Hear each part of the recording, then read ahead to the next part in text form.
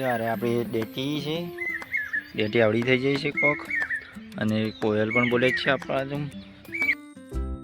G welcome to my new blog. તો આપણે આવી ગયા છીએ ખેતરમાં. જુઓ તમને ખેતરનો વ્યૂ બતાવીએ. તો આપણે ખેતરમાં પાળીઓ કર્યા છીએ, જોઈ લો આ જુઓ.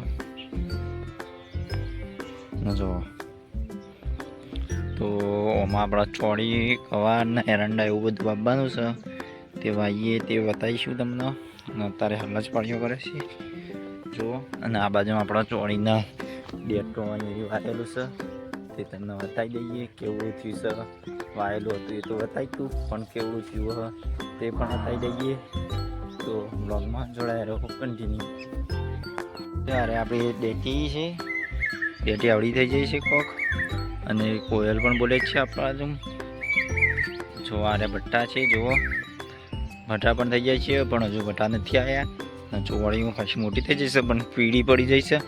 ચોળી આવી જાય છે જુઓ, કઈ કાપી આવી છે, ચોળી બેસી જાય છે જોઈ લો. અને આ બાજુમાં આપણે પેલી ઝાડના કોળીને એવું આવ્યું હતું, તે આ બાજુ કોળી છે, ના રે ઝાડ છે.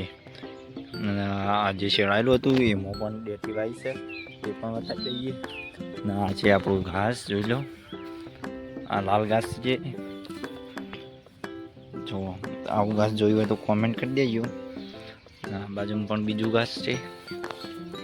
ચોળી જો ચોળી આ ચકલો ખાઈ ગયો છું, આવી કરી દીધી છે કોક.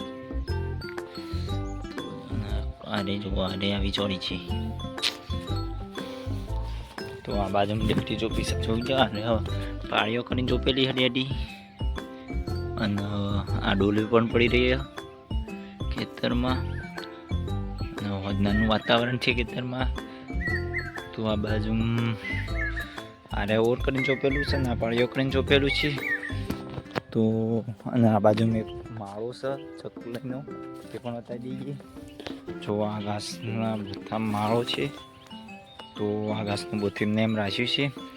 આ છે માળો. તો માળામાં કશું દેખાતું નથી, એવું બનાવેલું છે માળો.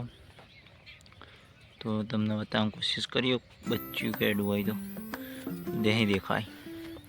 જો આવું રાખ્યું હોય ચકલા માળો હોય ને, તો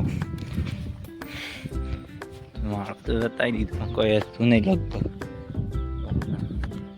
તો અમારો આ બ્લોગ ગમ્યો હોય તો લાઈક, શેર અને સબસ્ક્રાઈબ કરી દેજો. જય માતાજી. મળીએ નવા બ્લોગ વિડીયોમાં નવા અંદાજ સાથે.